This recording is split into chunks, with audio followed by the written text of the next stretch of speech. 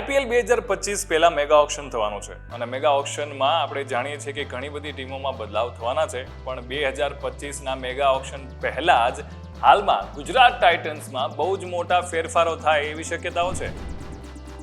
તમે જોઈ રહ્યા છો વાઇબ્સ ઓફ ઇન્ડિયા. મારું નામ છે જયરાજ અને વાત કરવાની છે ગુજરાત ટાઇટન્સની, કે જે આપણી ગુજરાતની આઈપીએલની ટીમ છે, ફ્રેન્ચાઇઝી છે, અમદાવાદની એમનું હોમ ગ્રાઉન્ડ છે અને આ વખતે આઈપીએલ પહેલા જ ઘણા બધા ફેરફારો જોવા મળી રહ્યા છે. સૌથી પહેલા વાત કરીએ તો આ વખતેની જે 2024ની આઈપીએલ હતી એમાં હાર્દિક પંડ્યા છે એ ગુજરાત ટાઇટન્સમાંથી મુંબઈ ઇન્ડિયન્સમાં શિફ્ટ થયા.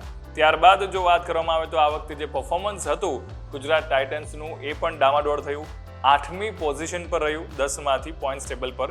અને હવે એવા સમાચાર આવી રહ્યા છે ગુજરાત ટાઇટન્સના જે હેડ કોચ છે આશિષ નેહરા એ પણ હેડ કોચમાંથી રાજીનામું આપશે. એની સાથે વિક્રમ સોલંકી છે એ પણ રાજીનામું આપશે પોતાના પદ પરથી. અને એવી શક્યતાઓ છે કે ગુજરાત ટાઇટન્સના નવા હેડ કોચ તરીકે યુવરાજ સિંઘની છે વરણી થાય તો એમાં નવાઈની વાત નહીં. અને જે મુજબનું પરફોર્મન્સ થયું છે ગુજરાત ટાઇટન્સનું, ઓવરઓલ વાત કરીએ તો જ્યારે પહેલી સિઝન હતી ગુજરાત ટાઇટન્સની ત્યારે સરપ્રાઇઝિંગલી જબરદસ્ત પરફોર્મ કરીને એ વિનર બન્યા હતા. બીજી સિઝનમાં પણ એમણે રનરઅપ રહ્યા હતા અને જ્યારે લાસ્ટ સિઝન ગઈ ત્યારે એ થોડું પરફોર્મન્સ છે એ ડામાડોળ થયું.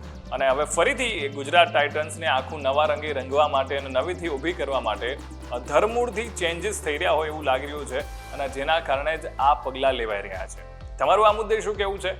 કોમેન્ટ કરીને અમને ચોક્કસથી જણાવજો. Keep watching vibes of India.